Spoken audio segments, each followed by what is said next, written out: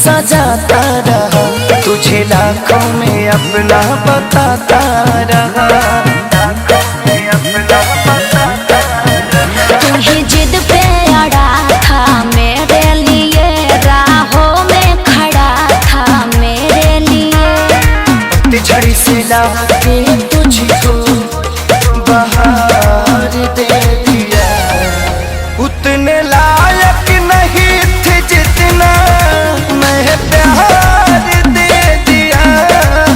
उतने लायक नहीं थे जितना मैं प्यार दे दिया।